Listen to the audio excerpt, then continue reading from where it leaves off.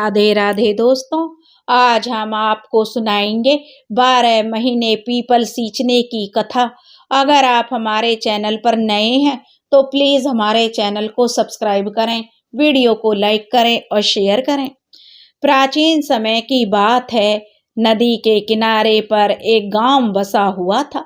उस गांव में एक सदानंद नाम का ब्राह्मण रहता था। वह ब्राह्मण नदी के किनारे ही अपनी कुटिया बनाकर रहता था।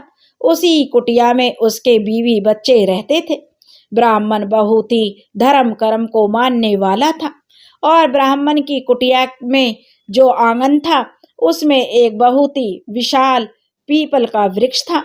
और ब्राह्मण सुबह उठता, पूजा पाठ करता और पशु पक्षियों की भी सेवा करता था।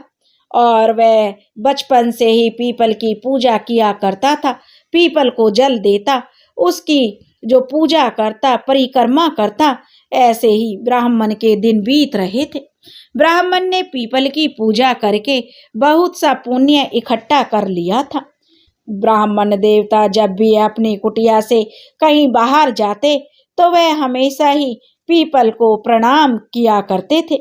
इस तरह से ब्राह्मण देवता बहुत ही आराम से अपनी जिंदगी बिता रहे थे। एक बार की बात है, एक दिन एक भयानक राक्षस भोजन की तलाश में उस सदानंद ब्राह्मण की कुटिया पर आया और इधर उधर देखने लगा। तभी वह ब्राह्मण कुटिया से बाहर आकर देखता है कि एक बहुत ही विशाल राक्षस वहां पर खड़ा हुआ है। जैसे ही वह राक्षस ब्राह्मण को देखता है तो राक्षस मन में सोचता है, अरे वाह, आज तो मैं जो बहुत ही सुंदर ताजा ताजा मांस मुझे खाने को मिलेगा। यह ब्राह्मण तो बड़ा ही हष्टपुष्ट और सुंदर और गुणवान दिखाई पड़ रहा है। मैं अभी के अभी इसको चबा डालता हूँ। उस राक्षस को देखकर जो ब्राह्मण बाहर आ गया था, लेकिन वह ब्राह्मण उस राक्षस से बिल्कुल भी नहीं डर रहा था और उस राक्षस से कहने लगा कि हे राक्षस, इस गरीब ब्राह्मण की कुटिया में तुम्हारा स्वागत है। तुम मुझे बहुत भूखे दिखाई दे रहे हो, कहो तुम्हें भोजन में क्या दूं? ब्राह्मण के इस प्रकार के वचन सुनकर वह राक्षस तो आश्चर्य में पड़ गया और सोचने लगा, बड़े ही आश्चर्य की बात है, यह मुझसे जरा सा भी नहीं डर रहा। अवश्य ही यह कोई बड़ा तपस्वी दिखाई पड़ रहा है। तब वह राक्षस कहने लगा, हे महात्मा, आप कौन हैं और इस वन में क्यों रह रहे हैं? आपको मुझे देखकर क्या बिल्कुल भी डर नहीं लगा? तब वह ब्राह्मण सदानंद कहता है, हे राक्षस, मैं भगवान विष्णु का भक्त हूँ। मुझे इस संसार में किसी भी चीज का कोई भय नहीं है। इसलिए तुम बताओ, तुम्हें क्या चाहिए? तुम्हारी जो भी इच्छा है वह पूरी की जाएगी। आओ और इस वृक्ष के नीचे आसन ग्रहण करो। तब वह राक्षस जैसे ही उस पीपल के वृक्ष के नीचे चला गया तो उसका शरीर जलने लगा और तुरंत ही उसकी मृत्यु हो गई और एक दिव्य मनुष्य उस राक्षस के शरीर से बाहर निकल आया है। उस ब्राह्मण को राक्षस की योनि से मुक्ति मिल गई थी। वह मनुष्य बड़ा ही प्रसन्न हो जाता है और उस ब्राह्मण से कहने लगता है, हे ब्राह्मण देवता, यह कैसा चमत्कार है? यह कौन सा वृक्ष है जिसके नीचे ठहरते ही मुझे मुक्ति मिल गई? तब ब्राह्मण कहते हैं, हे महात्मा, यह एक पीपल का वृक्ष है। यह साक्षात भगवान विष्णु का रूप है और यह सभी पापों का नाश करने वाला है। इस वृक्ष के सानिध्य में आने से तुम्हारे सारे पाप नष्ट हो गए हैं। फिर वह दिव्य मनुष्य स्वर्ग की ओर जाने लगता है। फिर एक दिन यमराज अपने दूतों को बुलाते हैं और कहते हैं, हे दूतों, तुम लोग जाओ और उस गांव में जो सदानंद नाम का ब्राह्मण है उसको पकड़कर यहाँ ले आओ। यमराज का आदेश पाकर वे यमदूत धरती पर आते हैं और उस सदानंद ब्राह्मण को जीवित ही पकड़कर यमलोक ले जाने लगते हैं। रास्ते में महात्मा सदानंद उन दोनों दूतों से कहने लगते हैं, हे दूतों, तुम यह क्या कर रहे हो? अभी तो मेरी मृत्यु भी नहीं हुई है और तुम मुझे पकड़कर यमलोक क्यों ले जा रहे हो? फिर यमदूत कहने लगते हैं, अरे ब्राह्मण, तू चुपचाप हमारे साथ चल, खुद यमराज ने हमें तुम्हें उठाकर लाने का आदेश दिया है। पता नहीं तूने ऐसा कौन सा भयंकर अपराध किया है। हम भी यह जानना चाहते हैं कि तूने आखिर ऐसा कौन सा पाप किया है जो हम तुझे जीवित ही जो यमपुरी ले जा रहे हैं। फिर वह ब्राह्मण शांत होकर उन यमदूतों के साथ यमलोक जाने लगता है। यम के दूतों को भी बड़ा आश्चर्य होता है। यह ब्राह्मण ना तो विलाप कर रहा है और ना ही दुखी हो रहा है। हम जितने भी प्राणियों को उठाकर ले जाते हैं तो वे जोर जोर से रोने लगते हैं। फिर वे यम के दूत उस सदानंद ब्राह्मण को लेकर यमराज जी के सामने उपस्थित हो जाते हैं। जैसे यमराज जी उस ब्राह्मण को देखते हैं तो उसे देखकर वो एकदम से भयभीत हो जाते हैं और अपने दूतों से कहने लगते हैं, अरे दूतों, तुमने यह क्या किया? तुम किसे उठाकर लाए हो? मैंने तुम्हें दूसरे सदानंद नाम के व्यक्ति को लाने के लिए कहा था, जिसकी मृत्यु हो चुकी है। तुम लोगों ने तो बड़ी भारी भूल की है जो इन महात्मा को उठाकर यमलोक ले आए हो। इनका स्थान यहाँ पर नहीं है। ये तो भगवान विष्णु की भक्ति करने वाले, नित्य पीपल की पूजा करने वाले, पीपल सींचने वाले महात्मा है। इन महात्मा को उनकी इच्छा के बिना यहाँ पर उठाकर लाना घोर पाप है।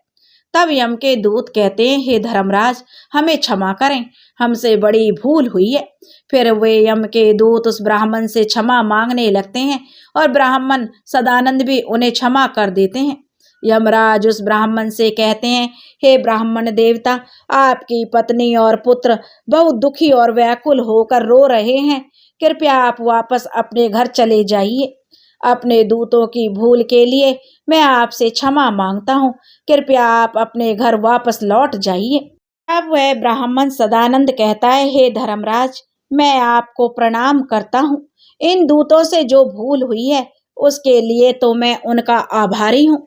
उनकी भूल के कारण मुझे जीवित रहते हुए आपके दर्शन करने का सौभाग्य प्राप्त हुआ है। ऐसा सौभाग्य भला किसे मिलता है? हे धर्मराज, मेरी आपसे एक प्रार्थना है।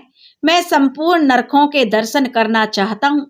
ब्राह्मण की बात सुनकर यमराज प्रसन्न हो जाते हैं और कहते हैं, हे ब्राह्मण देवता, ठीक है, अगर आपकी यही इच्छा है तो मैं आपकी इच्छा को अवश्य पूरी करता हूँ।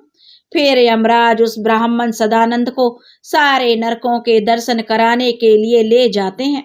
उस सदानंद ब्राह्मण ने देखा कि पापी जीव नरक में पड़कर कष्ट भोग रहे हैं। कोई सूली पर चढ़ा है तो कुछ प्राणियों को हिंसक पशु खा रहे हैं, कोई तप रहा है, कोई जो कुछ पापियों को कीड़े खा रहे हैं, तो कुछ पापियों को उबलते हुए तेल के कढ़ाई में पकाया जा रहा है। कुछ पापियों को तो यम के भयंकर दूत दंड पीड़ा दे रहे हैं, अस्त्रों से उन पर प्रहार किया जा रहा है। कुछ पापी अत्यंत ही शीत नरक में पीड़ा सहन कर रहे हैं।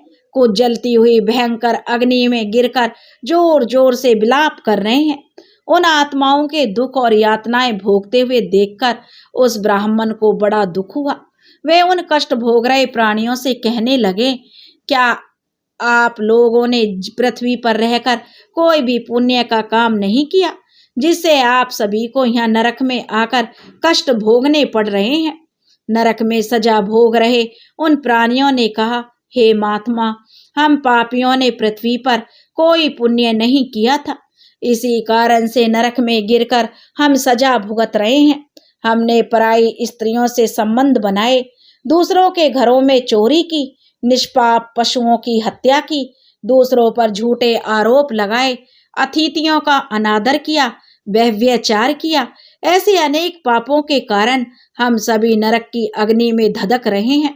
दान धर्म करने वाले लोगों को लूटा है हमने, कभी व्रत अनुष्ठान नहीं किए, अपनी स्त्रियों का त्याग कर दिया हमने, अपने मित्रों के साथ धोखा किया है हमने और झूठी गवाही देकर अनेक ही निष्पाप लोगों को फंसाया है। इन सभी घोर पापों के कारण हम नरक की सजा भुगत रहे हैं। फिर उस सदानंद ब्राह्मण ने कहा, क्या आप लोगों ने कभी भगवान विष्णु का एक बार भी पूजन नहीं किया? इसी कारण से आप लोगों की ऐसी भयानक दशा हो गई है। जो मनुष्य पृथ्वी लोक पर रहकर भगवान विष्णु का पूजन करता है उसकी ऐसी दुर्गति कभी नहीं होती है, उन्हें मोक्ष मिल जाता है। आप लोगों ने कभी श्री हरि विष्णु के चरणों में मस्तक नहीं झुकाया, इसी से आपको नरक की प्राप्ति हुई है। आप लोगों ने कभी पीपल को जल से नहीं सींचा, कभी पीपल में जल नहीं चढ़ाया। पीपल को जल देने से जन्म जन्मों के जो पाप नष्ट हो जाते हैं। फिर वे नरक के जीव कहने लगते हैं, हे ब्राह्मण देवता, हमारा हृदय अब अपवित्र है, हम अपने पापों से भयंकर दुख भोग रहे हैं।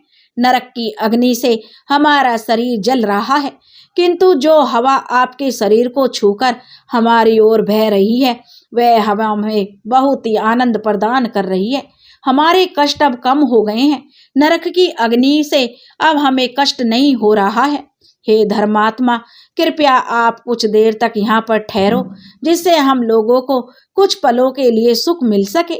हम अनेक वर्षों से निरंतर कष्ट भोग रहे हैं, हमारा अंग अंग जल रहा है। हे ब्राह्मण देवता, आपके दर्शन करने से ही हमें संतोष मिल रहा है, कृपया आप हम पापियों पर थोड़ी दया कीजिए। फिर यमराज कहते हैं, हे धर्मात्मा ब्राह्मण, अब आपने नरक देख लिया है, अब आप अपने घर को लौट जाइए। आपकी पत्नी शोक में डूबकर रो रही है। अब वह ब्राह्मण कहता है, हे धर्मराज, इन प्राणियों को दुख में देखकर मैं कैसे चला जाऊं?